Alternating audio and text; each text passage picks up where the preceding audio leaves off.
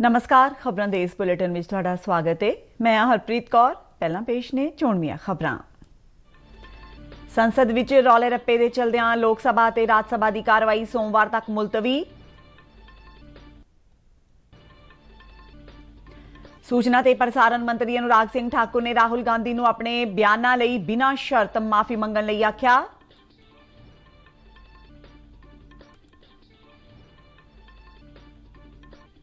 भारत की G20 प्रधानगी हेठ अमृतसर विच दूजे सिक्ख्या कारज समूह की बैठक का अज आखिरी दिन।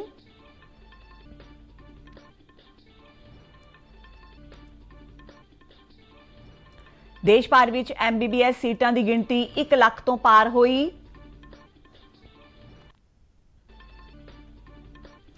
ते पंजाब विच कई थाईं मींह पैण नाल पारा डिग्या।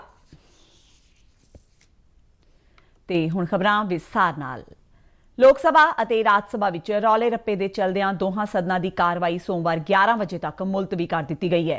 सत्ता धिर वल्लों राहुल गांधी कोलों देश विच दिते गए बयान नूं लैके माफी की मंग की गई, जिस दे विरोध विच विरोधी धिर दे मैंबरां ने दोहां सदनां विच नारेबाजी की। लोक सभा विच विरोधी धिर दे मैंबरां ने स्पीकर की कुर्सी दे अगे आके नारे लाए।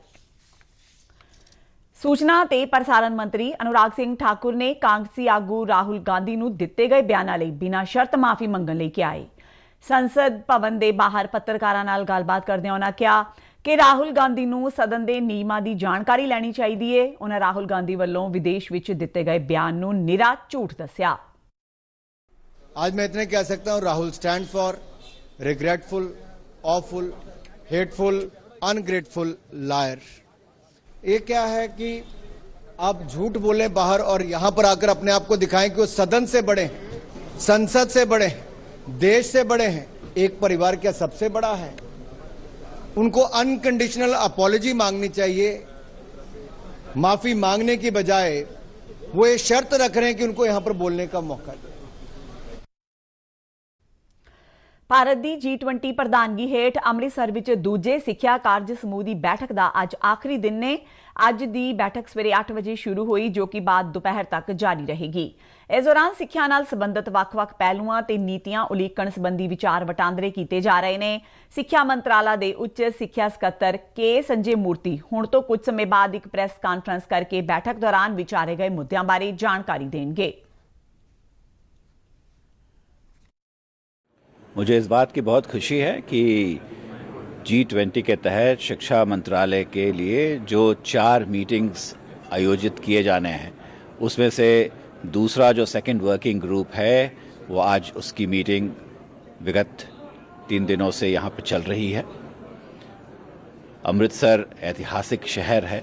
First and foremost, it's incredible to again continue to see the warmth and the hospitality of the Indian government for the G20 processes and our visits here, and for giving, for establishing a platform for cooperation, for discussion, and solid camaraderie and multilateralism. We have had a very wonderful time here in Amritsar. We are very thankful for India's hospitality. It's very amazing. And also, especially the meetings have been very productive. I think it's been a great meeting, and I see a lot of positive attitude between all members. We all want to contribute and and find common solutions, because the thing is that lately we are facing so many common problems in many fields, of course, but in the field of education, and meetings like this can help us, to share some valuable information. इस तो पहला बैठक के कल दूजे दिन खोज और नवीनता सहयोग, मूल साखरता और जीवन भर सीखण के मौकों बारे विचार वटांदरा किया गया। मीटिंग की प्रधानगी उच्च सिक्ख्या बारे सकत्तर के संजय मूर्ति ने की। बैठक में स्कूल सिक्ख्या और साखरता सकत्तर संजय कुमार, हुनर विकास और उद्यमता सकत्तर अतुल कुमार तिवारी ने भी भाग लिया। बैठक नूं समर्था निर्माण, काम के भविखी संदर्भ में जीवन भर सीखण नूं उत्साहित करन और मिश्रित सिक्ख्या संबंधी विषयों पर केंद्रित किया गया। G20 मुल्कां ने विषय नाल संबंधित समस्यावां की पछाण करन अते उन्हां दे हल कड्ढण ते जोर दिता। वख-वख सैशनां विच होई इस बैठक दौरान ਖੋਜਕਰਤਾਵਾਂ ਤੇ ਵਿਦਿਆਰਥੀਆਂ ਦੇ ਆਦਾਨ ਪ੍ਰਦਾਨ, ਅੰਤਰਰਾਸ਼ਟਰੀ ਖੋਜ, ਡਾਟਾ ਸਾਂਭ ਸੰਭਾਲ ਅਤੇ ਹੋਰ ਨੈਤਿਕ ਚਿੰਤਾਵਾਂ ਲਈ ਸਹਿਯੋਗ ਦੀ ਇੱਕ ਰੂਪਰੇਖਾ ਵਿਕਸਿਤ ਕਰਨ ਬਾਰੇ ਗੱਲਬਾਤ ਕੀਤੀ ਗਈ। बैठक की समाप्ति कौशल विकास और उद्यमता सकत्तर अतुल कुमार तिवारी ਦੀਆਂ ਟਿੱਪਣੀਆਂ ਨਾਲ ਹੋਈ, ਜਿਨ੍ਹਾਂ ਨੇ ਟਿਕਾਊ ਵਿਕਾਸ ਦੇ ਟੀਚਿਆਂ ਨੂੰ ਹਾਸਲ ਕਰਨ ਲਈ ਵਿਸ਼ੇ ਨਾਲ ਸੰਬੰਧਿਤ ਪਹਿਲੂਆਂ ਤੇ ਜ਼ੋਰ ਦਿੱਤਾ। ਕੇਂਦਰ ਸਰਕਾਰ ਨੇ ਕੋਵਿਡ-19 ਦੇ ਵਧ ਰਹੇ ਮਾਮਲਿਆਂ ਦੇ ਮੱਦੇਨਜ਼ਰ 6 ਸੂਬਿਆਂ ਨੂੰ 5% ਰੋਕਥਾਮ ਰਣਨੀਤੀ ਅਪਣਾਉਣ ਲਈ ਆਖਿਆ ਹੈ। ਸਿਹਤ ਮੰਤਰਾਲੇ ਵੱਲੋਂ ਜਾਰੀ ਬਿਆਨ ਮੁਤਾਬਕ महाराष्ट्र, गुजरात, तेलंगाना, तमिलनाडु, केरल और करनाटक सूबिਆਂ ਨੂੰ ਟੈਸਟ, ट्रैक, ट्रीट, टीकाकरण और कोविड नियमां ਦੀ ਪਾਲਣਾ ਕਰਨ ਸੰਬੰਧੀ ਨੀਤੀ ਨੂੰ ਅਪਣਾਉਣ ਦੀ ਸਲਾਹ ਦਿੱਤੀ ਗਈ ਹੈ। ਕੇਂਦਰੀ ਸਿਹਤ ਸਕੱਤਰ ਰਾਜੇਸ਼ ਭੂਸ਼ਣ ਵੱਲੋਂ ਸੂਬਿਆਂ ਦੇ ਮੁੱਖ ਸਕੱਤਰਾਂ ਨੂੰ ਲਿਖੀ ਗਈ ਚਿੱਠੀ ਵਿੱਚ ਇਨ੍ਹਾਂ ਸੂਬਿਆਂ ਅੰਦਰ ਕੋਵਿਡ ਦੇ ਵਧ ਰਹੇ ਸੰਕਰਮਣ ਨੂੰ ਸੀਮਿਤ ਕਰਨ ਲਈ 5% ਰੋਕਥਾਮ ਰਣਨੀਤੀ ਅਪਣਾਈ ਜਾਣੀ ਜ਼ਰੂਰੀ ਹੈ। ਚਿੱਠੀ ਵਿੱਚ ਸੂਬਿਆਂ ਨੂੰ ਸੰਕਰਮਣ ਦੇ ਫੈਲਾਅ ਨੂੰ ਘੱਟ ਕਰਨ ਲਈ ਢੁਕਵੇਂ ਪ੍ਰਬੰਧ ਕਰਨ ਦੀ ਹਦਾਇਤ ਕੀਤੀ ਗਈ ਹੈ। ਸਿਹਤ ਮੰਤਰਾਲੇ ਨੇ ਜ਼ਿਲ੍ਹਾ ਤੇ ਤਹਿਸੀਲ ਪੱਧਰ ਤੇ ਕੋਵਿਡ ਪ੍ਰਬੰਧਨ ਲਈ ਆਖਿਆ ਹੈ। ਸਮੁੱਚੇ ਦੇਸ਼ ਦੇ ਵੱਖ-ਵੱਖ ਮੈਡੀਕਲ ਕਾਲਜਾਂ ਵਿੱਚ ਡਾਕਟਰੀ ਦੀ ਪੜ੍ਹਾਈ ਲਈ MBBS ਦੀਆਂ ਸੀਟਾਂ ਦੀ ਗਿਣਤੀ 1 ਲੱਖ ਤੋਂ ਪਾਰ ਹੋ ਗਈ ਹੈ। ਕੇਂਦਰੀ ਸਿਹਤ ਮੰਤਰੀ ਮਨਸੁਖ ਮਾਂਡਵੀਆ ਨੇ ਟਵੀਟ ਰਾਹੀਂ ਇਹ ਜਾਣਕਾਰੀ ਸਾਂਝੀ ਕਰਦਿਆਂ ਕਿਹਾ ਕਿ ਸਾਲ 2014 ਵਿੱਚ MBBS ਦੀਆਂ ਸੀਟਾਂ ਕੇਵਲ 51,348 ਸਨ, ਜੋ ਹੁਣ ਵੱਧ ਕੇ 1,01,043 ਹੋ ਗਈਆਂ ਨੇ। ਉਨ੍ਹਾਂ ਕਿਹਾ ਕਿ ਪੋਸਟ ਗ੍ਰੈਜੂਏਟ ਕੋਰਸਾਂ ਵਿੱਚ ਸੀਟਾਂ ਦੀ ਗਿਣਤੀ 31,185 ਤੋਂ ਵੱਧ ਕੇ 65,335 ਹੋ ਗਈ ਹੈ। ਆਯੁਸ਼ ਮੰਤਰਾਲੇ ਅਤੇ ਪੇਂਡੂ ਵਿਕਾਸ ਮੰਤਰਾਲੇ ਨੇ ਨੌਜਵਾਨਾਂ ਨੂੰ ਹੁਨਰਮੰਦ ਬਣਾਉਣ ਅਤੇ ਮਹਿਲਾਵਾਂ ਦੇ ਸਸ਼ਕਤੀਕਰਨ ਲਈ ਇੱਕ ਸਹਿਮਤੀ ਪੱਤਰ ਤੇ ਹਸਤਾਖਰ ਕੀਤੇ ਨੇ। ਇਸ ਸਮਝੌਤੇ ਤਹਿਤ ਮਹਿਲਾਵਾਂ ਨੂੰ ਸਵੈ ਸਹਾਇਤਾ ਸਮੂਹਾਂ ਦੇ ਜ਼ਰੀਏ ਮਾਲੀ ਤੌਰ ਤੇ ਮਜ਼ਬੂਤ ਕਰਨ ਦੀ ਕੋਸ਼ਿਸ਼ ਕੀਤੀ ਜਾਵੇਗੀ ਤੇ ਨੌਜਵਾਨਾਂ ਨੂੰ ਹੁਨਰਮੰਦ ਬਣਾਉਣ ਤੇ ਧਿਆਨ ਕੇਂਦਰਿਤ ਕੀਤਾ ਜਾਵੇਗਾ। ਇਸ ਮੌਕੇ ਪੇਂਡੂ ਵਿਕਾਸ ਮੰਤਰੀ ਗਿਰੀਰਾਜ ਸਿੰਘ ਨੇ ਕਿਹਾ ਹੈ ਕਿ ਉਹਨਾਂ ਦਾ ਮੰਤਰਾਲਾ ਸਾਲ 2024 ਤੱਕ ਸਵੈ ਸਹਾਇਤਾ ਸਮੂਹਾਂ ਵਿੱਚ 10 ਕਰੋੜ ਮੈਂਬਰਾਂ ਨੂੰ ਜੋੜਨ ਦੇ ਪ੍ਰਧਾਨ ਮੰਤਰੀ ਨਰਿੰਦਰ ਮੋਦੀ ਦੇ ਟੀਚੇ ਨੂੰ ਪੂਰਾ ਕਰਨ ਲਈ ਯਤਨ ਕਰ ਰਿਹਾ ਹੈ।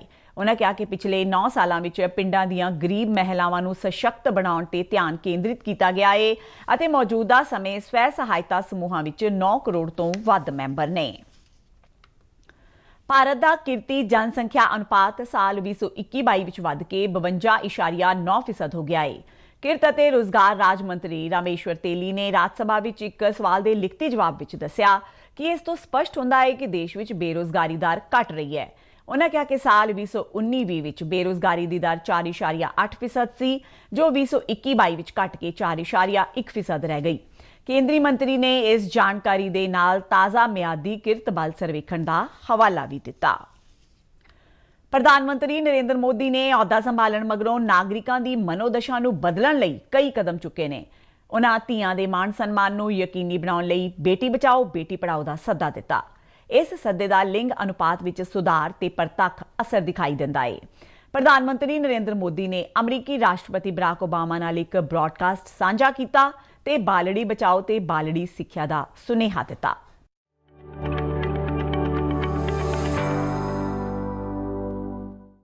भारत में सेक्स रेशियो के कारण एक बहुत बड़ी चिंता सता रही है। 1000 लड़कों के सामने लड़कियों की संख्या कम है और उसका मूल कारण लड़के और लड़की के प्रति देखने का हमारा जो रवैया है वो दोषपूर्ण है। प्रेसिडेंट ओबामा से मैं मदद मांगूं या न मांगूं, उनका जीवन ही अपने आप में एक प्रेरणा है।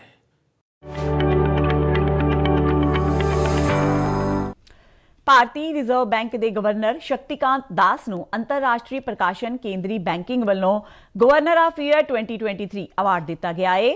ਸ਼ਕਤੀਕਾਂਤ ਦਾਸ ਦਸੰਬਰ 2018 ਤੋਂ ਕੇਂਦਰੀ ਬੈਂਕ ਦੇ ਮੁਖੀ ਨੇ। ਉਹਨਾਂ ਨੂੰ ਯੂਕਰੇਨ ਵਿੱਚ ਜੰਗ ਅਤੇ ਮਹਿੰਗਾਈ ਸਮੇਤ ਮਹਾਮਾਰੀ ਵਰਗੇ ਸੰਕਟਾਂ ਵਿੱਚੋਂ ਵਿੱਤੀ ਬਾਜ਼ਾਰਾਂ ਨੂੰ ਕੱਢਣ ਲਈ ਇਹ ਪੁਰਸਕਾਰ ਦਿੱਤਾ ਗਿਆ ਹੈ। ਪ੍ਰਧਾਨ ਮੰਤਰੀ ਨਰਿੰਦਰ ਮੋਦੀ ਨੇ ਉਹਨਾਂ ਨੂੰ ਇਹ ਅਵਾਰਡ ਮਿਲਣ ਤੇ ਵਧਾਈ ਦਿੱਤੀ ਹੈ। ਆਪਣੇ ਇੱਕ ਟਵੀਟ ਸੁਨੇਹੇ ਵਿੱਚ ਪ੍ਰਧਾਨ ਮੰਤਰੀ ਨੇ ਕਿਹਾ ਕਿ ਸ਼ਕਤੀਕਾਂਤ ਦਾਸ ਨੂੰ ਇਹ ਪੁਰਸਕਾਰ ਮਿਲਣਾ ਦੇਸ਼ ਲਈ ਬਹੁਤ ਮਾਣ ਵਾਲੀ ਗੱਲ ਹੈ।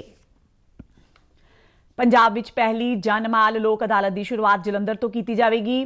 ਚੰਡੀਗੜ੍ਹ ਤੋਂ ਜਾਰੀ ਬਿਆਨ ਵਿੱਚ ਸੂਬੇ ਦੇ ਮਾਲ ਮੰਤਰੀ ਬ੍ਰਹਮ ਸ਼ੰਕਰ ਜਿੰਪਾ ਨੇ ਦੱਸਿਆ ਕਿ ਇਸ ਅਦਾਲਤ ਵਿੱਚ ਮਾਲ ਮਹਿਕਮੇ ਨਾਲ ਸੰਬੰਧਿਤ ਲੋਕਾਂ ਦੀਆਂ ਮੁਸ਼ਕਲਾਂ ਦਾ ਮੌਕੇ ਤੇ ਨਿਪਟਾਰਾ ਕੀਤਾ ਜਾਵੇਗਾ ਤੇ ਮਹਿਕਮੇ ਦੀਆਂ ਵੱਖ-ਵੱਖ ਸਕੀਮਾਂ ਤੇ ਦਫ਼ਤਰਾਂ ਦਾ ਨਿਰੀਖਣ ਹੋਵੇਗਾ। ਜਲੰਧਰ ਵਿੱਚ 20 ਮਾਰਚ ਨੂੰ ਪਹਿਲੀ ਜਾਨਮਾਲ ਲੋਕ ਅਦਾਲਤ ਲਗਾਈ ਜਾਵੇਗੀ। ਜਿੰਪਾ ਨੇ ਮਹਿਕਮੇ ਦੇ ਅਧਿਕਾਰੀਆਂ ਨੂੰ ਸਾਵਧਾਨ ਕਰਦਿਆਂ ਕਿਹਾ ਕਿ ਜੇਕਰ ਕਿਸੇ ਅਧਿਕਾਰੀ ਵੱਲੋਂ ਰਿਸ਼ਵਤ ਲਈ ਜਾਂ ਮੰਗੀ ਜਾਂਦੀ ਹੈ ਤਾਂ ਉਸ ਨੂੰ ਕਿਸੇ ਵੀ ਕੀਮਤ ਤੇ ਬਖਸ਼ਿਆ ਨਹੀਂ ਜਾਵੇਗਾ। ਉਹਨਾਂ ਸੂਬਾ ਵਾਸੀਆਂ ਤੋਂ ਰੰਗਲਾ ਪੰਜਾਬ ਬਣਾਉਣ ਲਈ ਸਹਿਯੋਗ ਦੀ ਮੰਗ ਕੀਤੀ ਹੈ। ਪੰਜਾਬ ਦੇ ਵਿਗਿਆਨ ਤਕਨਾਲੋਜੀ ਤੇ ਵਾਤਾਵਰਣ ਮੰਤਰੀ ਗੁਰਮੀਤ ਸਿੰਘ ਮੀਥੇਰ ਨੇ ਕਿਹਾ ਹੈ ਕਿ ਸੂਬੇ ਵਿੱਚ ਝੋਨੇ ਦੀ ਪਰਾਲੀ ਦੇ ਸੁਚੱਜੇ ਪ੍ਰਬੰਧਾਂ ਨੂੰ ਹਾਂ ਪੱਖੀ ਹੁੰਗਾਰਾ ਮਿਲਿਆ ਹੈ। ਚੰਡੀਗੜ੍ਹ ਤੋਂ ਜਾਰੀ ਬਿਆਨ ਵਿੱਚ ਉਹਨਾਂ ਕਿਹਾ ਕਿ ਕੇਂਦਰੀ ਪ੍ਰਦੂਸ਼ਣ ਕੰਟਰੋਲ ਬੋਰਡ ਦੇ ਯਤਨਾਂ ਸਦਕਾ ਇੱਕ ਉਦਯੋਗਿਕ ਇਕਾਈ ਨੂੰ ਪਰਾਲੀ ਦੀ ਵਰਤੋਂ ਲਈ ਉਤਸ਼ਾਹਿਤ ਕਰਨ ਲਈ ਇੱਕ ਵਾਰ ਵਿੱਤੀ ਸਹਾਇਤਾ ਦੇਣ ਲਈ ਹਦਾਇਤਾਂ ਜਾਰੀ ਕੀਤੀਆਂ ਗਈਆਂ ਨੇ।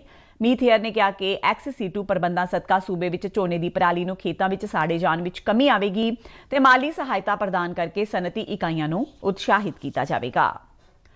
ਅਰੁਣਾਚਲ ਪ੍ਰਦੇਸ਼ ਦੇ ਪੱਛਮੀ ਕਾਮੇਂਗ ਜ਼ਿਲ੍ਹੇ ਵਿੱਚ ਫੌਜ ਦਾ ਇੱਕ ਹੈਲੀਕਾਪਟਰ ਹਵਾਈ ਗਸ਼ਤ ਦੌਰਾਨ ਹਾਦਸੇ ਦਾ ਸ਼ਿਕਾਰ ਹੋ ਗਿਆ। ਫੌਜ ਵੱਲੋਂ ਜਾਰੀ ਬਿਆਨ ਮੁਤਾਬਕ ਹੈਲੀਕਾਪਟਰ ਦੇ ਦੋਵੇਂ ਪਾਇਲਟ ਇਸ ਹਾਦਸੇ ਵਿੱਚ ਸ਼ਹੀਦ ਹੋ ਗਏ। ਦੋਵੇਂ ਪਾਇਲਟਾਂ ਨੇ ਸਵੇਰੇ 9 ਵਜੇ ਦੇ ਕਰੀਬ ਸਿੰਗੇ ਪਿੰਡ ਤੋਂ ਮਿਸਾਮਰੀ ਵੱਲ ਉਡਾਨ ਭਰੀ ਤੇ ਰਸਤੇ ਵਿੱਚ ਹੈਲੀਕਾਪਟਰ ਦਾ ਸੰਪਰਕ ਟੁੱਟ ਗਿਆ। ਫੌਜ ਵੱਲੋਂ ਤੁਰੰਤ ਖੋਜ ਤੇ ਬਚਾਅ ਆਪਰੇਸ਼ਨ ਚਲਾਇਆ ਗਿਆ। ਫੌਜ, ਸੀਮਾ ਸਸ਼ਸਤਰ ਬਲ ਅਤੇ ITBP ਦੀਆਂ 5 ਟੀਮਾਂ ਨੂੰ ਭਾਲ ਤੇ ਬਚਾਅ ਕਾਰਜਾਂ ਦੀ ਜ਼ਿੰਮੇਵਾਰੀ ਸੌਂਪੀ ਗਈ। ਫੌਜ ਵੱਲੋਂ ਹਾਦਸੇ ਦੀ ਜਾਂਚ ਲਈ ਕੋਰਟ ਆਫ ਇਨਕੁਆਇਰੀ ਦੇ ਹੁਕਮ ਦਿੱਤੇ ਗਏ ਨੇ। ਪੰਜਾਬ ਵਿੱਚ ਅੱਜ ਤੜਕਸਾਰ ਕਈ ਥਾਈਂ ਮੀਂਹ ਪੈਣ ਨਾਲ ਤਾਪਮਾਨ ਹੇਠਾਂ ਆ ਗਿਆ ਹੈ। ਮੌਸਮ ਮਹਿਕਮੇ ਮੁਤਾਬਕ ਅੰਮ੍ਰਿਤਸਰ, ਜਲੰਧਰ, ਕਪੂਰਥਲਾ, ਗੁਰਦਾਸਪੁਰ ਤੇ ਹੋਰ ਕਈ ਜ਼ਿਲ੍ਹਿਆਂ ਵਿੱਚ ਹਲਕੀ ਤੋਂ ਦਰਮਿਆਨੀ ਬਾਰਿਸ਼ ਹੋਈ। ਮਹਿਕਮੇ ਨੇ ਦੱਸਿਆ ਹੈ ਕਿ ਆਉਂਦੇ 2 ਦਿਨਾਂ ਦੌਰਾਨ ਕਈ ਥਾਈਂ ਮੀਂਹ ਪੈਣ ਦੀ ਸੰਭਾਵਨਾ ਹੈ ਤੇ ਗਰਜ ਚਮਕ ਨਾਲ ਤੇਜ਼ ਹਵਾਵਾਂ ਵਗ ਸਕਦੀਆਂ ਨੇ।